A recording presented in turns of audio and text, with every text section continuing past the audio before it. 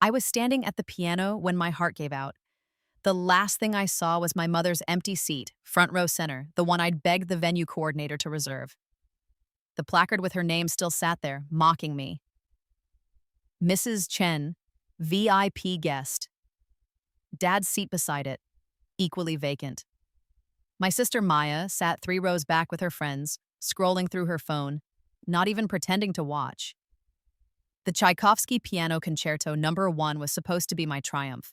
At 19, I was the youngest soloist ever invited to perform with the National Symphony Orchestra. But as my fingers trembled over the keys during the opening chords, as the conductor gave me that concerned look, I felt the familiar tightness in my chest, the same tightness I'd felt for months while preparing for this night. While my parents canceled dinner after dinner to attend Maya's volleyball games, while they forgot to ask if I'd gotten the call back from Juilliard. The pain shot down my left arm. The piano keys blurred. And then, darkness. I woke up gasping, tangled in sheets that smelled like teenage desperation and cheap lavender detergent. My childhood bedroom. The glow-in-the-dark stars on my ceiling that I'd put up when I was 12. The participation trophies from piano competitions my parents never attended lined up on my dresser like a shrine to indifference. My hands were smaller, smoother. I grabbed my phone from the nightstand, an iPhone 7, not the iPhone 13 I'd had before everything went dark. The date glowed at me, September 15th, 2019. I was 14 again. My heart, my 19-year-old heart that had given out under the weight of a lifetime of being invisible, was beating strong and steady in my 14-year-old chest. I pressed my palm against my sternum, feeling the solid, reliable rhythm. I died. I was sure of it. The stage lights going dim, the concerned faces of the orchestra members, the conductor's baton dropping as he rushed toward me. And now I was here, 5 years in the past, given a second chance at a life I'd wasted trying to earn love from people who would never give it. The bedroom door banged open. Maya stood there, 15 and already radiating the confidence of someone who'd never questioned whether she deserved her parents' attention. "Mom says hurry up or you'll be late for school. And I'm taking the car today, so you'll have to walk." In my previous life, I'd begged her for rides. I'd offered to pay for gas. I'd promised to do her chores. She'd refused every time, savoring the power of watching me trek the 2 miles to school with my heavy backpack. "Okay," I said simply. She blinked, thrown off by my lack of protest. "Okay, that's it?" "That's it." She left, looking vaguely dissatisfied, denied her daily dose of sisterly cruelty. I got dressed slowly, my mind racing. 5 years. I had 5 years before that recital, before my heart gave out from the accumulated weight of neglect and stress. 5 years to change everything, or I looked at my reflection in the mirror, at this younger version of myself with clearer skin and brighter eyes. 5 years to stop trying to change people who didn't want to be changed. The memories of my first life were crystal clear. Every forgotten recital, every missed competition, every parent-teacher conference where mom and dad didn't show up. I remembered my 8th grade spring concert where I'd performed a Chopin piece I'd practiced for 6 months. I'd looked out into the audience and seen the empty seats, while Maya's volleyball team parents filled the gym for her away games.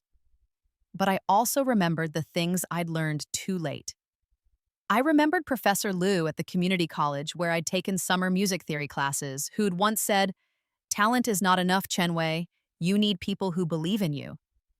I remembered the international piano competition when I was 17, the one my parents had refused to pay the entry fee for because it was too expensive and probably a scam. The same week they'd dropped $3,000 on Maya's volleyball camp in California. I remembered Maya winning the volleyball scholarship to State University.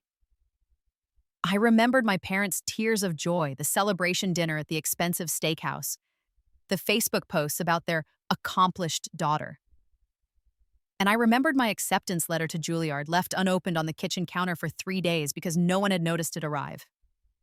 I remembered finally opening it myself, seeing the words full scholarship, and feeling nothing but a hollow ache because I had no one to tell who would actually care. Most importantly, I remembered what came after. In my first life, I'd turned down Juilliard. The scholarship was full tuition, but it didn't cover living expenses in New York City, and my parents had refused to help. It's too far, Mom had said, and music isn't a real career. Stay home, go to state with your sister, get a practical degree. So I'd stayed. I'd enrolled at state in their music program, trying to convince myself that it was fine, that I could still make it as a concert pianist from a state school. I'd continued entering competitions, continued practicing 8 hours a day, continued trying to make my parents proud. And then came the National Symphony Orchestra invitation. The pinnacle. The dream. The moment that should have been my greatest triumph. The moment my heart gave out. Now, standing in my childhood bedroom with my whole life ahead of me again, I made a different decision. I wasn't going to try anymore. The next few weeks were disorienting. I went to school, came home, practiced piano in my room with headphones on so no one had to hear. I stopped asking my parents to come to my lessons with Professor Martinez. I stopped mentioning my upcoming competitions. When Mom asked absently how piano was going while she helped Maya pick out new volleyball shoes, I just said, fine. The lakban of disappointment was freeing. I'd spent my entire first life setting myself up for heartbreak, desperately hoping that the next recital would be the one they attended, that the next trophy would be impressive enough to earn a spot on the mantle next to Maya's volleyball awards. Now I simply stopped hoping, but I didn't stop playing. I loved piano too much for that. I just loved it for myself now, not as a desperate bid for attention.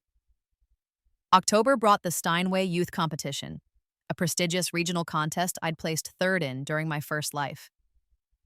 I remembered how I'd begged my parents to come, how I'd even offered to pay for their dinner afterward. They'd promised they would make it, but Maya had a volleyball tournament the same weekend, and they'd chosen that instead. This time, I didn't tell them about it. I took the bus to the competition venue, a beautiful concert hall downtown. Professor Martinez met me there, her warm smile the only audience I needed. "You're going to be magnificent," she said, squeezing my hand. I performed Rachmaninoff's Prelude in C-sharp minor. In my first life, I'd been so nervous, so desperate to prove myself worthy that my playing had been technically perfect, but emotionally hollow. This time, with no one to impress but myself, my fingers flew over the keys with pure joy. I played for the girl who'd died on stage, for the 19-year-old who'd never gotten to become the pianist she was meant to be. I played like I had nothing to lose because I didn't. I won first place. The prize was $3,000 and an invitation to perform at the International Youth Piano Festival in Boston next summer. Professor Martinez hugged me tight, tears streaming down her face. "I always knew you had this in you, Wei. When you play like that with your whole heart, you're unstoppable." I took a photo of the trophy and the comically large check and posted it on Instagram, tagging the competition and Professor Martinez. Then I took the bus home, stopping at the bank to deposit the check into my own account, an account my parents didn't know about, one I'd opened with my summer job money. When I got home, Maya was showing Mom and Dad her new volleyball stats. Mom was putting dinner on the table. Dad was checking his email. No one looked up when I walked in. "How was piano?" Mom asked absently, setting down a platter of chicken. "Good," I said, and that was it. I went to my room, put my trophy on my dresser next to all the others, and felt nothing but peace. The Instagram post got 40 likes by morning. Professor Martinez had shared it to the community college music program page.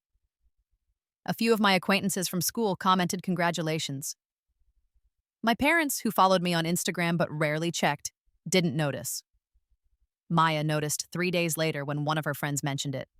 She burst into my room without knocking. "You won the Steinway competition? The one with the $3,000 prize?" "Yeah. Why didn't you tell us?" I looked up from my homework. I did tell you. I said piano was good." "That's not, you should have," she sputtered, anger and confusion warring on her face. She was used to being the star, the accomplished one. The idea that I might have my own achievements, my own world she wasn't central to, clearly bothered her. "Did you need something?" I asked calmly. She left without answering. That night at dinner, Dad brought it up. "Maya said you won some kind of piano contest?" "The Steinway Youth Competition," I confirmed, taking a bite of rice. "It's pretty prestigious. I'm invited to perform in Boston next summer at the International Youth Piano Festival." "That's wonderful, honey," Mom said, the same tone she used when I told her I'd finished my chores. "We're very proud of you."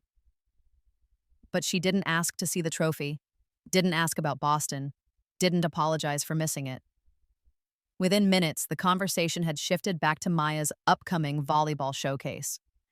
In my first life, this moment would have destroyed me. I would have excused myself to cry in my room, would have practiced piano until my fingers bled, would have promised myself that the next achievement would be big enough to finally matter to them. Now, I just finished dinner and went to do my homework. November came, and with it, my school's fall concert. In my first life, I'd been so nervous about this concert. It was the first time I'd been selected for a solo performance playing Debussy's Clair de Lune. I'd practiced until I could play it in my sleep.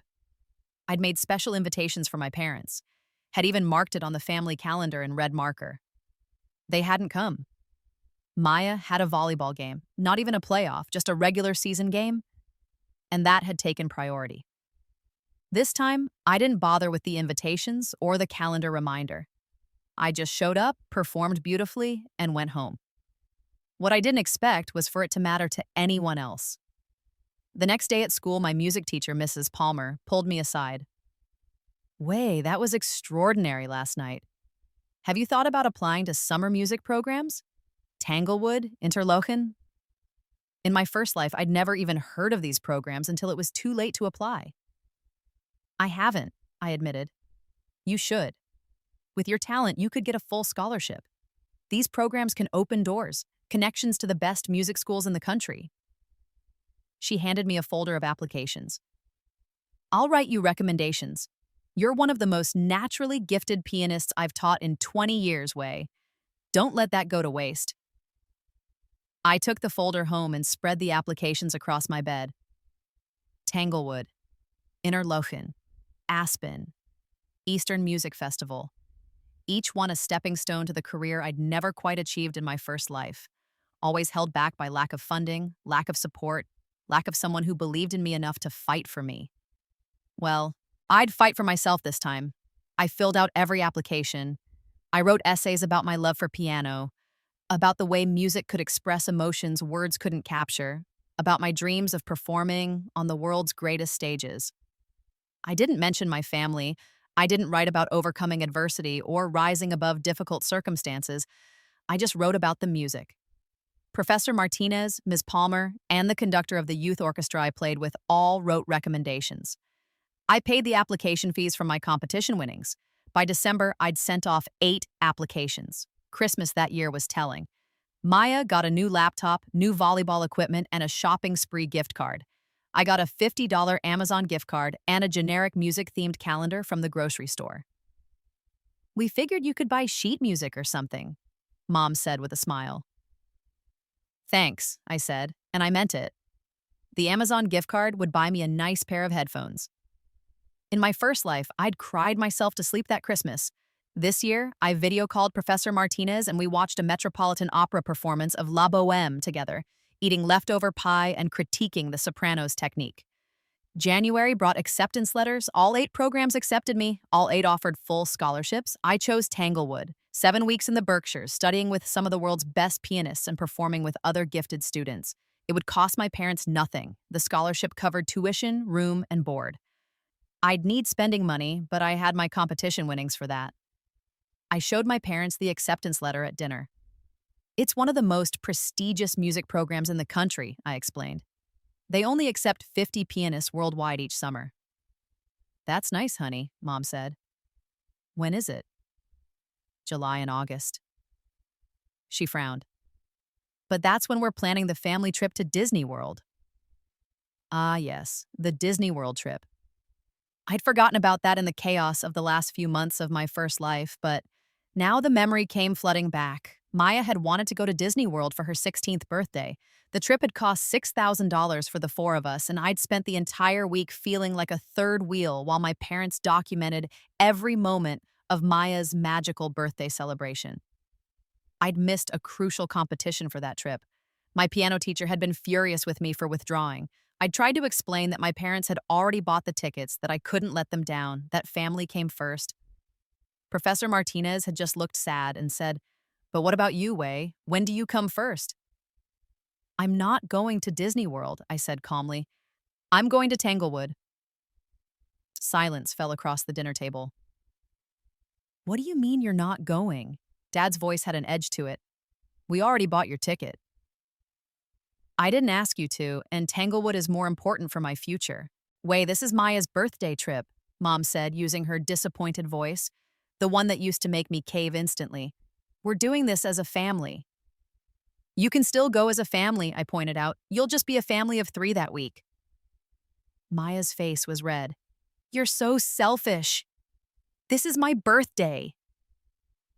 In my first life, that accusation would have cut deep. I would have apologized, agreed to go, sacrificed my future for the illusion of family harmony. But I'd lived that life already. I knew how it ended. I'm going to Tanglewood, I repeated firmly, but I hope you have a great time at Disney World, really. The fight lasted 3 days. My parents tried guilt, anger, bargaining.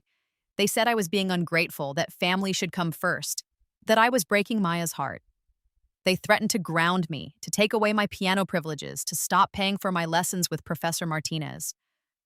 I'll get a job and pay for my own lessons, I said simply. They couldn't understand it.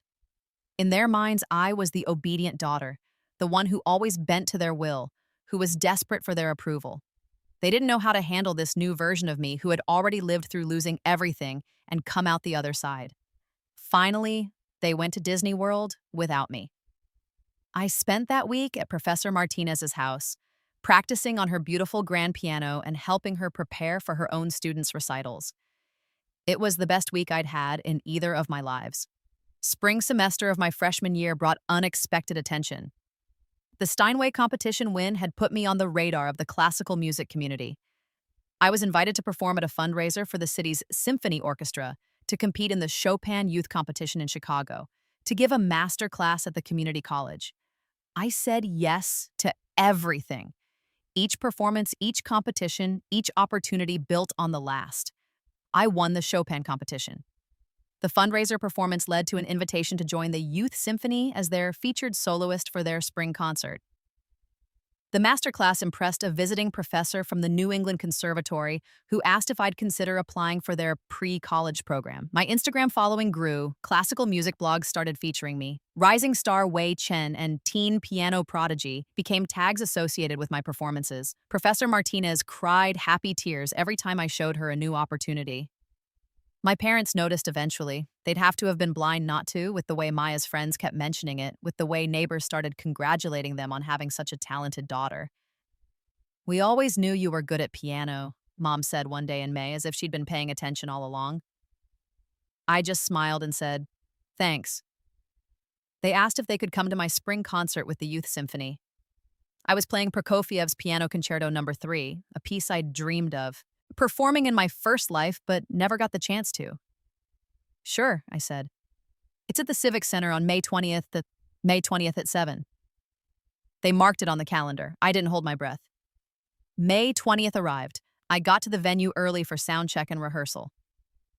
The orchestra director, a stern man named Thomas Brennan, who rarely gave compliments, pulled me aside after we ran through the piece once. Chen Wei, that Monday, he said. That was extraordinary. You've grown tremendously this year. I've been doing this for 30 years, and I can count on one hand the number of students with your combination of technical skill and emotional depth. Coming from him, that was like a standing ovation. The concert hall started filling up at 6:30. I peeked out from backstage, a habit from my first life. Professor Martinez was there in the third row, beaming. Mrs. Palmer from school had brought several other music students. I recognized some people from the classical music community, the symphony fundraiser organizers, some music bloggers, the conservatory professor who'd invited me to apply. Front row center, the 2 seats I'd mentioned to my parents, sat empty. I waited until 7:15 when the concert was supposed to start. The orchestra director gave me a sympathetic look. We should begin, he said gently. I nodded. I'd known, really. Some small part of me had hoped that this time, with all my success, with all the external validation from the music world, they might show up, but deep down, I'd known. The difference was, this time, it didn't break me. I walked onto that stage alone in a beautiful navy blue concert dress I'd bought with my competition winnings, and I played. I played for the girl who'd died with no one in her corner. I played for every missed recital, every forgotten competition, every moment of feeling invisible in my own family. I played for the future I was building for myself, brick by brick, note by note. The Prokofiev Concerto is a monster of a piece, technically demanding, emotionally exhausting, requiring perfect synchronization with the orchestra. I'd practiced it until my fingers knew every note by muscle memory, but I'd also practiced it with my heart, with all the emotion I'd been told I was too much for, too sensitive, too desperate for attention. I poured it all into the piano. When the final note faded, there was a moment of stunned silence. Then the audience erupted. Standing ovation, tears on faces throughout the crowd. The orchestra members were tapping their bows against their music stands, the classical musicians' version of applause. Backstage afterward, I was surrounded. Professor Martinez hugged me so tight I could barely breathe. The conservatory professor wanted to talk about my application timeline. Music bloggers wanted interviews. Mrs. Palmer was already posting about it on the school's social media. I got home at 11. The house was dark except for the living room lamp. My parents were watching TV, Maya scrolling on her phone between them. "How was your concert?" Mom asked. "Good," I said. "Why are you home so late?" "Interviews and stuff. There were some important people there." "That's nice," Dad said, eyes still on the TV. I went to my room and posted photos from the night. Me at the piano, the standing ovation, the bouquet Professor Martinez had given me. Within an hour, it had 200 likes. By morning, it had been shared by the youth orchestra, the civic center, and 3 classical music blogs. Teen virtuoso Wei Chen Stun's audience with Prokofiev performance, read one headline. Rising star of classical piano, read another. My phone rang at 8 a.m., an unfamiliar number. "Is this Wei Chen?" A woman's voice, professional and warm. "Yes." "This is Catherine Morrison from the Juilliard School Admissions Office. We received your application to our pre-college program, and I wanted to reach out personally. Your performance last night was brought to our attention by several of our faculty members who were in attendance. We'd like to offer you a full scholarship to our summer intensive program, with the possibility of extending to the full pre-college program if you're interested in relocating to New York during the school year." I sat down on my bed, hand trembling. Juilliard. In my first life, by the time I discovered it was even an option, by the time I'd gotten good enough to apply, I'd been too worn down to fight my parents about it. I'd let them convince me to stay local, to be practical, to give up on my dreams. "I'm very interested, Akin," I said. "Wonderful. I'll send you the details via email." "And Wei, we've been watching your progress this year.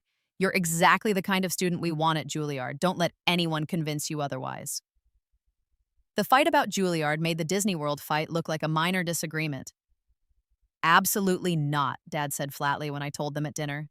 "You're 14 years old, you're not moving to New York City?" "It's a pre-college program," I explained patiently. "I'd live in supervised housing with other music students. It's completely safe." "It's ridiculous," Mom said.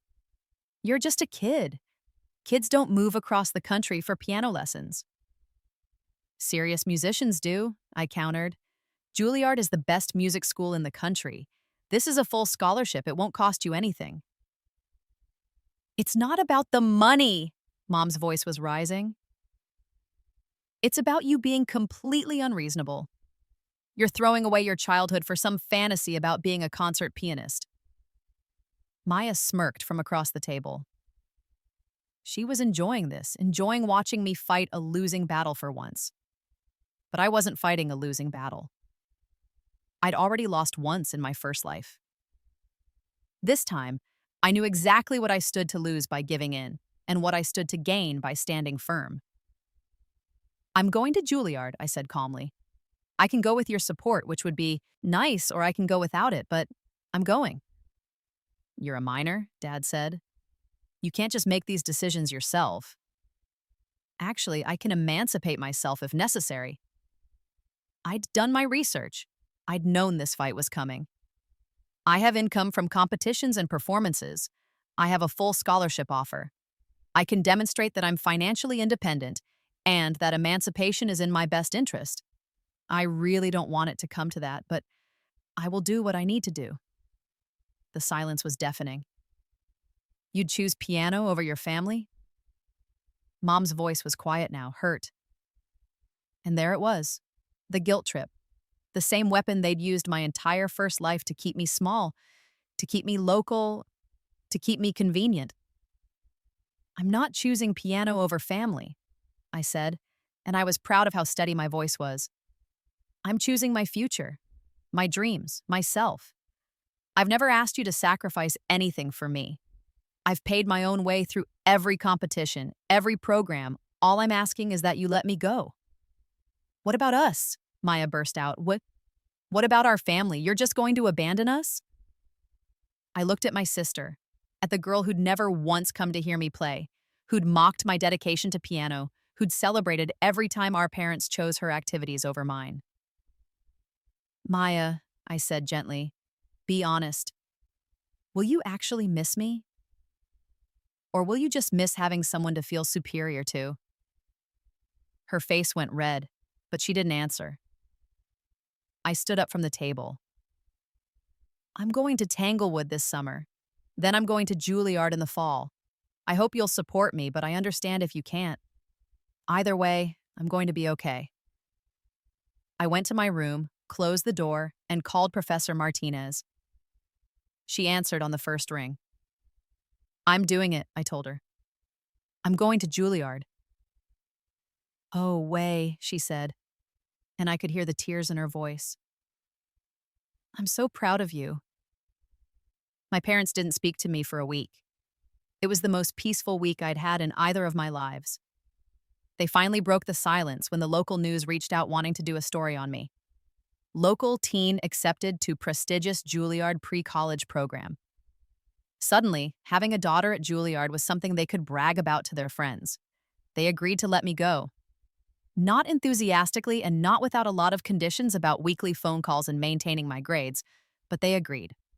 I spent the summer at Tanglewood, 7 weeks of intensive study with some of the world's best pianists. I practiced 6 hours a day. I performed in master classes. I made friends with other serious young musicians who understood the obsession, the dedication, the way music could take over your entire life in the best possible way. I grew as a musician in ways I'd never achieved in my first life. Without the constant weight of trying to prove myself to people who would never be impressed, I was free to actually improve, to experiment, to take risks with my interpretations. The final concert at Tanglewood featured me performing Rachmaninoff's Piano Concerto No. 2. It was live-streamed. Professor Martinez watched from home and texted me crying emojis. Over 1,000 people tuned in. My parents didn't watch. In August, I packed my life into 3 suitcases and moved to New York City. Professor Martinez drove me, refusing to let me take a bus. We cried at the airport, both of us knowing this was a turning point, the moment where I truly left behind the girl I'd been. You're going to be magnificent, she whispered as we hugged goodbye. You already are. Juilliard was everything I'd dreamed and more. I was surrounded by brilliant musicians, taught by world-renowned faculty, pushed to be better every single day. I practiced in rooms where legends had practiced. I performed in halls where history was made. I still called home once a week because I'd promised. The conversations were brief and surface level. Mom and Dad asked about my classes in the tone of people checking off a duty. Maya never got on the phone. At Thanksgiving, I flew home for 4 days. It was awkward. My parents didn't know how to talk to me about my life at Juilliard. Maya was openly resentful, complaining that I'd abandoned the family. I mostly stayed in my room, practicing on the digital piano I'd left behind, counting down the hours until I could go back to New York. Christmas was worse. They'd rescheduled their Disney World trip for winter break, assuming I'd come home and join them. When I said I was staying in New York to practice, I had a competition in January that could qualify me for the international circuit. They were furious. You're choosing piano over Christmas with your family, Mom said on the phone, her voice cold. I'm choosing my career, I corrected. You're choosing Disney World over Christmas with me. Why is your choice valid and mine isn't? She hung up on me. I spent Christmas with other students who'd stayed on campus, international students who couldn't afford to fly home and scholarship kids like me who didn't have much to go home to. We had a potluck dinner and played Christmas carols in the common room, and it was the best Christmas I'd had in either of my lives. The January competition, the Young Concert Artists International Auditions, was one of the most prestigious competitions for young musicians. Winners got a full concert season booked at major venues. In my first life, I'd never even known it existed until it was too late. I won. At 15, I became the youngest winner in the competition's history. The New York Times wrote a profile on me. NPR did an interview. My Instagram following hit 50,000. Suddenly, I wasn't just a talented teenager. I was a rising star in the classical music world, being mentioned in the same breath as prodigies like Yujia Wang and Lung Lang. My parents saw the New York Times article because 3 different neighbors sent it to them. They called me for the first time in weeks.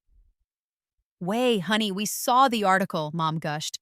"We're so proud of you. We always knew you were talented." The lie was so blatant, it was almost funny. "Thanks," I said. "You should come home soon," Dad added. "We want to celebrate with you." "I have concerts booked every weekend for the next 6 months," I said. Which was true. "I'll try to visit when I can." I didn't try very hard. The next few years blurred together in the best way. I traveled for concerts: Boston, Chicago, Los Angeles, London, Paris, Tokyo. I recorded my first album at 16, a collection of Chopin pieces that got glowing reviews and hit the top of the classical music charts. I won more competitions, earned more accolades, built a career that 15-year-old me in my first life couldn't have imagined. I graduated high school a year early through Juilliard's program and was accepted to their college division with a full scholarship. I bought my own apartment in Manhattan with money from performances and recordings. A small studio, but mine. I was financially independent before my 18th birthday.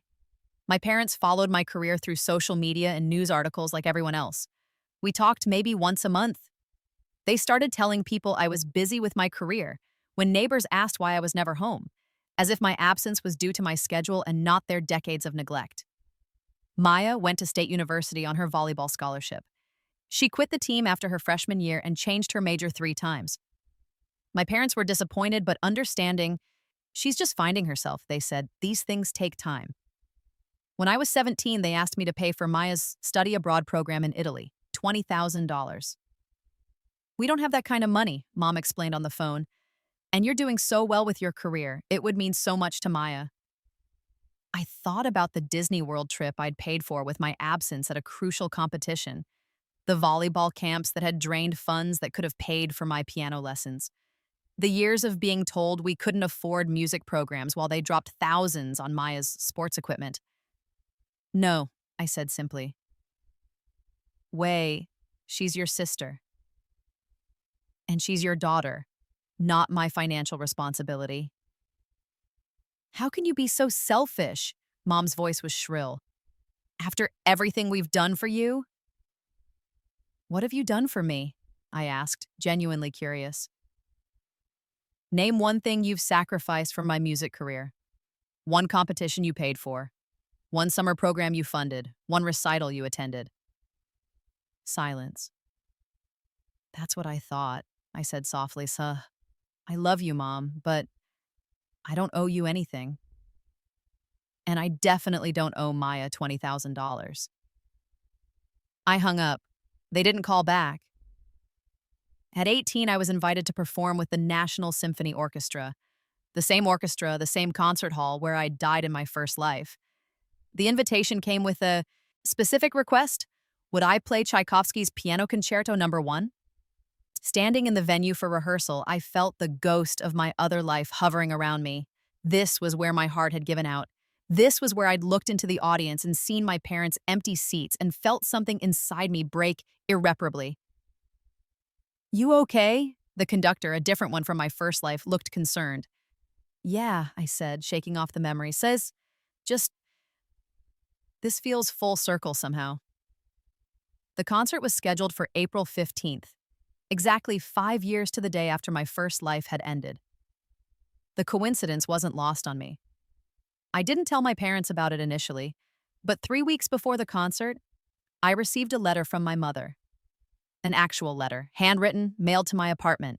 "Dear Wei, I saw on your website that you're performing with the National Symphony Orchestra next month. I know we haven't been as close as we used to be, and I know that's mostly our fault. Your father and I have been talking a lot lately about our relationship with you, about the mistakes we made when you were growing up. I want to be honest. We didn't understand your dedication to piano. It seemed excessive to us, like a phase you'd grow out of. We thought we were doing the right thing by pushing you toward a more practical path, by prioritizing Maya's activities because she seemed more grounded, more realistic about her future. We were wrong. Watching your career from a distance, seeing you achieve things we never imagined possible has made us realize how much we failed you. We should have been there. We should have believed in you. We should have been proud instead of dismissive. I'm not asking for forgiveness. I know we don't deserve it. But I'm asking if we can come to your concert. I promise we'll be there. Front row if you'll let us. We want to finally hear you play. Love, Mom. I read the letter 3 times. Part of me, the part that was still that little girl, desperate for her parents' approval, wanted to cry. Wanted to call them immediately and say, yes, of course, please come. But I'd lived a whole life already. I knew what mattered and what didn't. I called Professor Martinez instead. What do you think I should do? She was quiet for a long moment. What do you want to do, Wei?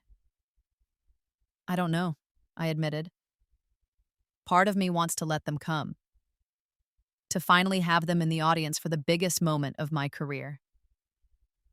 And the other part?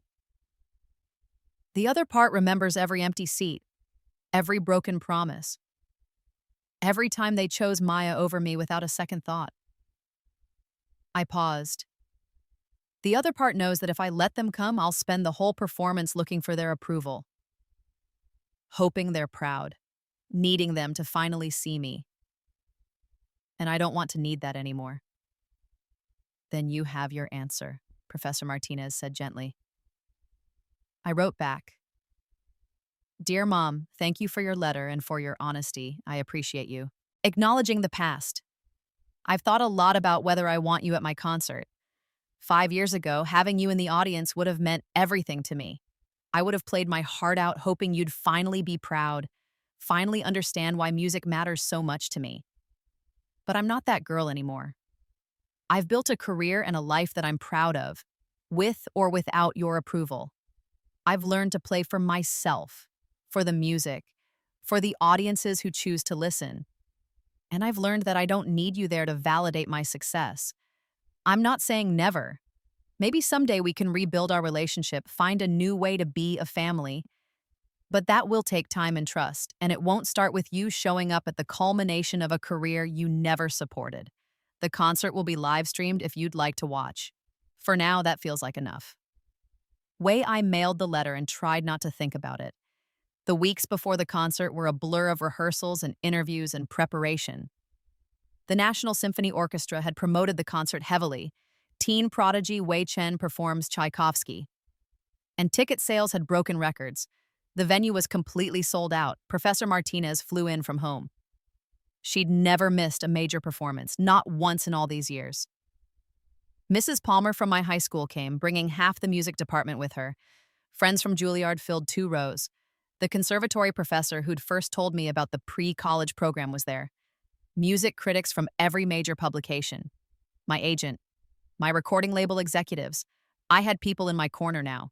Real people who'd shown up consistently, who'd believed in me when I was nobody, who'd invested in my success because they genuinely cared about my talent and my future. I didn't need my parents. But standing backstage in my concert gown, a stunning deep burgundy that I'd chosen myself, paid for myself, I still caught myself scanning the audience list for their names. They weren't on it. They'd respected my wishes. It should have felt like relief. Instead, it felt complicated. 5 minutes, the stage manager called. I closed my eyes and took a deep breath. In my first life, this was where I'd died.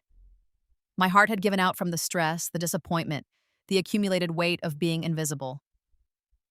But I wasn't invisible anymore. I'd made myself visible through my own effort, my own talent, my own refusal to stay small. I walked onto that stage alone, and this time the solitude felt like strength. The Tchaikovsky Piano Concerto No. 1 opens with one of the most famous passages in all of classical music, those dramatic sweeping chords that demand attention and announce that something important is about to happen. I'd played this piece 1,000 times in practice, but playing it here in this moment, with the ghost of my other life hovering in the wings, felt transcendent. I played for the girl who died reaching for love that was never going to come. I played for every student who'd ever been overlooked, underestimated, told their dreams were impractical. I played for Professor Martinez, who'd believed in me when no one else did. I played for myself, both versions, the one who'd lost everything and the one who'd learned to build something better. The concerto is over 30 minutes long, a marathon of technical difficulty and emotional expression. My fingers flew over the keys. The orchestra swelled behind me. The audience disappeared. There was only the music, pure and perfect, and mine.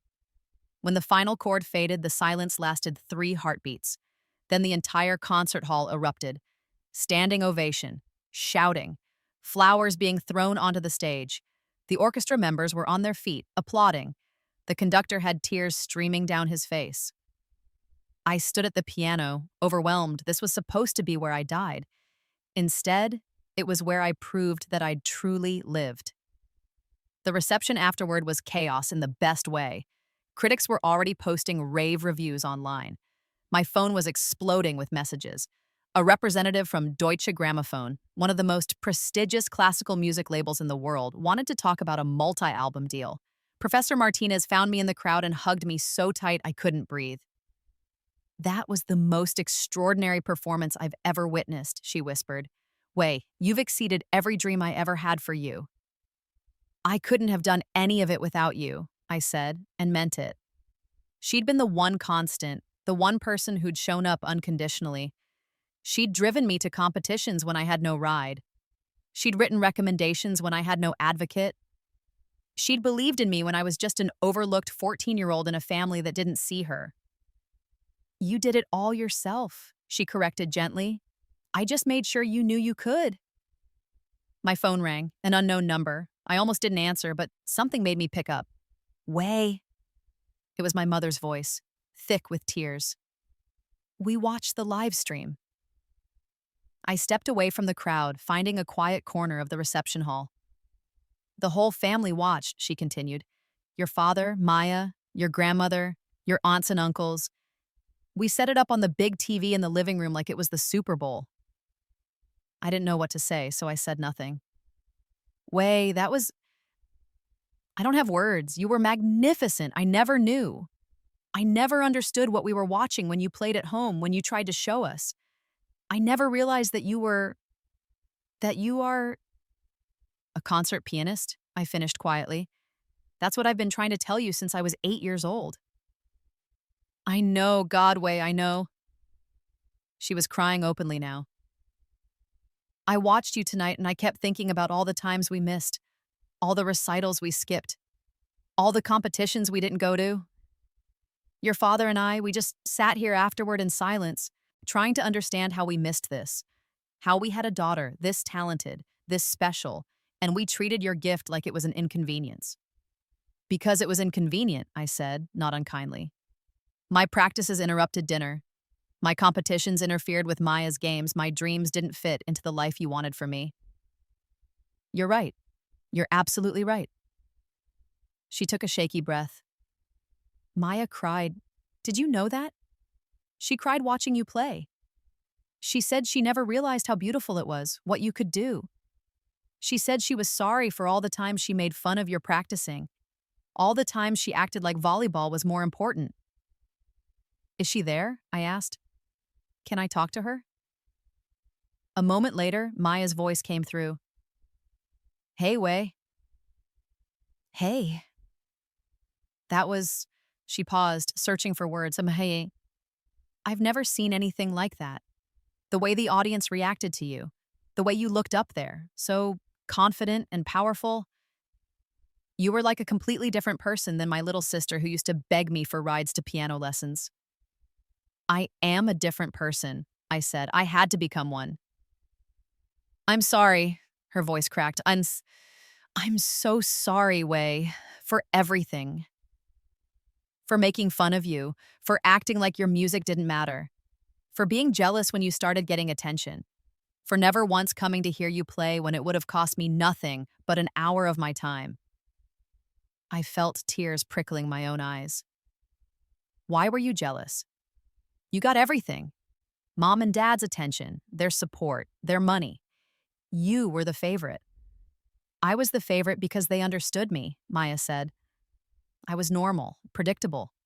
I wanted things they could understand: popularity, sports, boys. You wanted something they couldn't grasp, and it scared them. And yeah, I was jealous because even though you got less of their attention, you had something I never had. You had passion, purpose. You knew exactly who you were and what you wanted from life. I'm 20 years old and I still have no idea what I want to do with my life, Way. I quit volleyball because I only played it because mom and dad cared, not because I loved it. I've changed my major 3 times because nothing feels right. And meanwhile, you've been on this path since you were a little kid, and you never wavered, and you made it. You actually made it. I sat down on a bench in the corner of the reception hall, overwhelmed. I don't need you to forgive us, Maya continued. We don't deserve it, but I need you to know that I see you now. I finally see you, and you're the most incredible person I've ever known. We talked for 20 more minutes. She told me about school, about her struggles to find direction, about how watching me tonight had made her realize she'd wasted years coasting on mediocrity when she could have been trying to find her own passion. I told her about Juilliard, about my apartment in Manhattan, about the Deutsche Grammophon deal that might be happening. We talked like sisters, maybe for the first time ever. When I hung up, Professor Martinez was waiting nearby, giving me space but staying close in case I needed her. How do you feel? She asked. Confused, I admitted. I spent so many years being angry at them, building a life without them, and now they're saying all the things I used to desperately want to hear, and I don't know what to do with it. You don't have to do anything with it, she said. You don't owe them forgiveness just because they finally figured out what they lost. But you also don't have to hold on to anger if it's not serving you anymore. What do you think I should do? I think you should do exactly what you've been doing. Live your life. Build your career. Let them figure out how to fit into it if they can. But don't make yourself small again trying to accommodate them. You're too big for that now. The months after the National Symphony Orchestra concert were transformative. The Deutsche Grammophon deal came through. 3 albums, international distribution, a marketing budget that dwarfed anything I'd experienced before. My first album with them, a recording of the Tchaikovsky Concerto plus several Chopin pieces, debuted at #1 on the classical charts and crossed over to Billboard's main album chart, a rare feat for a classical musician. I was invited to perform at Carnegie Hall, at the Kennedy Center, at the Royal Albert Hall in London. I played with the Berlin Philharmonic, the London Symphony Orchestra, the NHK Symphony Orchestra in Tokyo. At 19, the age I died in my first life, I was one of the most sought-after pianists in the world. My family followed my career obsessively now. They watched every live stream performance. They sent congratulatory texts after every good review. They shared my accomplishments on social media like proud parents who'd been supportive all along. It felt hollow at first, performative, but slowly I began to soften. Maya and I started texting regularly. She'd send me funny memes and tell me about her classes. She'd finally settled on studying music education, inspired by watching me. I'll never be the performer you are, she said, but maybe I can help other kids who love music the way you do. Dad sent me a card on my 19th birthday with a long handwritten note apologizing for missing so much of my life. I thought I was being practical, he wrote. I thought I was protecting you from disappointment. I didn't realize I was the one creating it. Mom called every week now, actually asking about my life, listening when I talked about recordings and performances and the pressures of the classical music world. She'd started taking piano lessons herself. I want to understand what you do, she explained. Even if I'll never be good at it, I want to know what it feels like. I didn't forgive them all at once. Forgiveness wasn't a switch I could flip, but I started to let go of the anger bit by bit, not because they deserved it, but because I deserved peace. On the 5th anniversary of my rebirth, September 15th, I flew home for the first time in over a year. The house looked the same but felt different. Or maybe I was different and that changed how I saw everything. Mom had cleaned my childhood room, preserved like a museum to the girl I used to be. My old trophies were still there, but now they were joined by framed magazine covers featuring me, by photos from my performances around the world. I kept everything, Mom said softly, standing in the doorway. Every article, every review, every program from every concert. I know I wasn't there for the moments themselves, but I wanted to document them anyway. I wanted to have proof of your journey, even if I wasn't part of it. I looked at the scrapbooks she'd made, dozens of them meticulously organized by year and event. 5 years of my career carefully preserved by a woman who'd missed most of it in real time. Thank you, I said, and meant it. It wasn't enough, not even close, but it was something. That night, we had dinner as a family for the first time in years. Maya had made lasagna, my favorite. Dad asked intelligent questions about my upcoming tour. Mom shared that she'd been volunteering at the local music school, helping kids from low-income families find funding for lessons. I kept thinking about you, she said, about how you paid your own way through everything because we wouldn't help, about how many talented kids never get the chance because they don't have support. I can't change what we did to you, but maybe I can help other kids not go through the same thing. After dinner, Maya asked if I'd play something. Here, on the old upright? Please, she said. I've seen you perform in concert halls around the world on my laptop. I'd like to hear you play in person just once, even if it's just in our living room.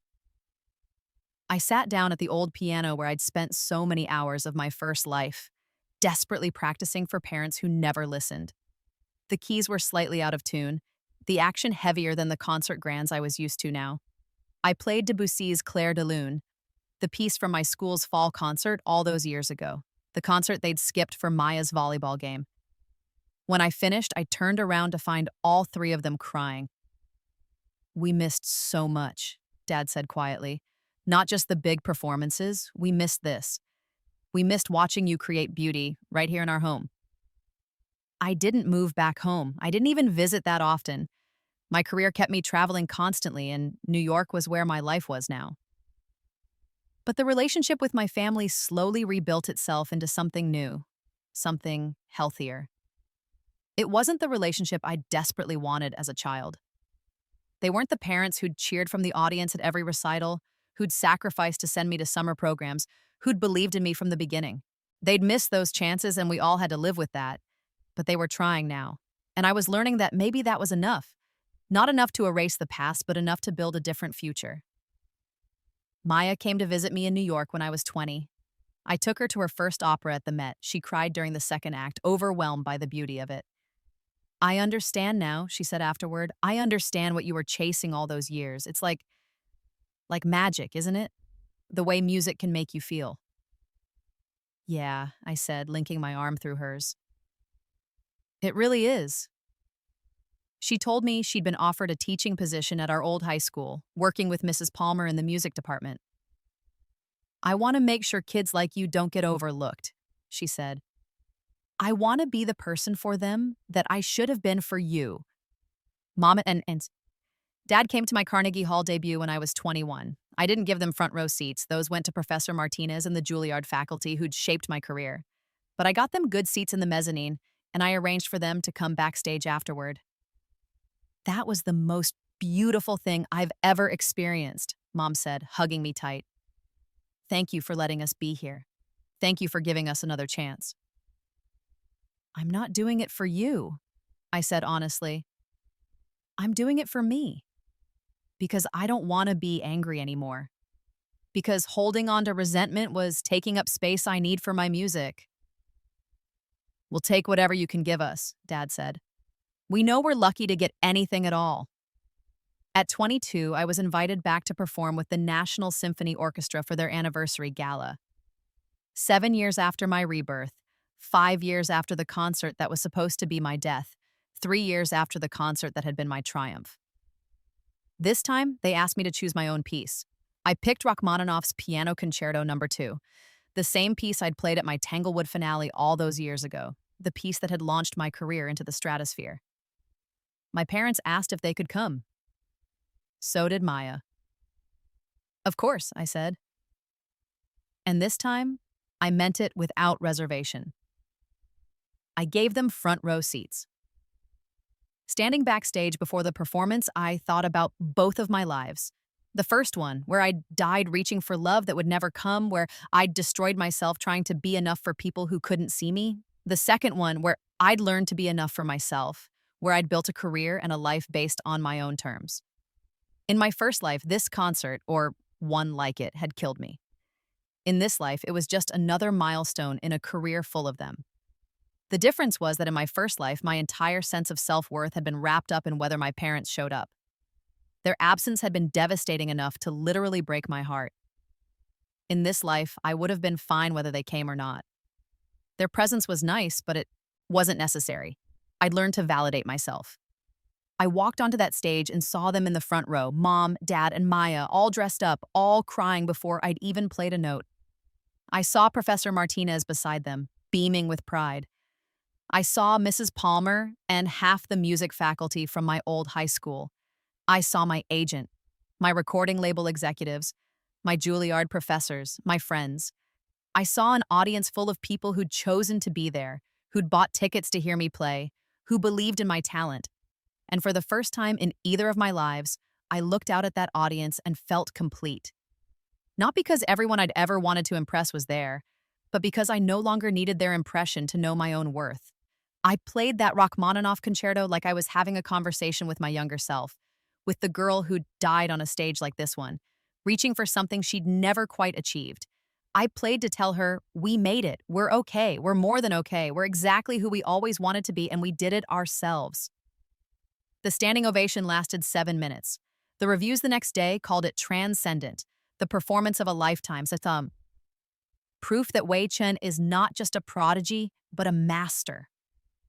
At the reception afterward, my mother approached me carefully, like she was afraid I might disappear if she moved too fast. Wei, she said, I have something I need to tell you. I waited. I've been in therapy, she said. Your father and I both have. We've been working through why we treated you the way we did, why we couldn't see what was right in front of us. And I need you to know, it was never about you not being good enough. It was about us being scared. Scared of what? Scared of how much you wanted it, how much you needed music. Your passion was so intense, so consuming. We didn't understand it, and we didn't know how to support it. We were afraid you'd be disappointed, that you'd fail, that you'd waste your life chasing an impossible dream. She wiped her eyes. We thought we were protecting you by pushing you towards something practical. We didn't realize we were crushing you. You were, I said simply. You almost crushed me completely. I know, and I'm so sorry. I'm sorry we made you feel invisible. I'm sorry we chose Maya over you again and again. I'm sorry we made you believe you had to earn our love instead of just giving it freely. She took my hands. I can't change the past. I can't give you back all those missed moments, but I promise you, Wei, I see you now. We all see you, and we're so incredibly proud of the woman you've become, despite us, not because of us. I looked at my mother, really looked at her. She'd aged in the 7 years since my rebirth, more gray in her hair, more lines around her eyes. She looked tired, worn down by regret. I forgive you, I said, and realized I meant it. Not because you deserve it, and not because what you did was okay, but because I'm tired of carrying the weight of your mistakes. I have a life now, a beautiful life, and I don't want to spend it angry. She broke down completely, sobbing in my arms. Dad came over and wrapped his arms around both of us. Maya joined the hug. And for the first time in either of my lives, I felt like maybe, just maybe, we could be a real family. Not the family I'd needed as a child. That chance was gone forever. But a new family, built on honesty and effort, and the understanding that love has to be earned through action, not just claimed through biology. I'm 25 now. 8 years past my rebirth. 6 years past my death date from my first life. I've played on every major stage in the world. I've won every significant competition. I've recorded 8 albums, 3 of which have gone gold. I've been featured on the cover of Gramophone, BBC Music Magazine, and Time Magazine's Next Generation Leaders issue. Last month, I was invited to perform at the Nobel Prize ceremony. Next month, I'm playing for the president at the White House. In the spring, I'm doing a residency at the Vienna Philharmonic. My calendar is booked solid for the next 3 years. Professor Martinez jokes that she tells all her students about me, the girl who went from overlooked teenager to international piano sensation. You're my greatest success story, she says. But we both know the truth. I'm my greatest success story. She just made sure I knew I could write it. My family comes to about half my performances now. Not all of them. Sometimes the timing doesn't work, or the travel is too expensive, or life gets in the way. But they try. And more importantly, I don't need them to be there anymore. Their presence is a bonus, not a requirement for my happiness. Maya is thriving as a music teacher. She sends me videos of her students' recitals, kids who remind her of me, talented, passionate, overlooked.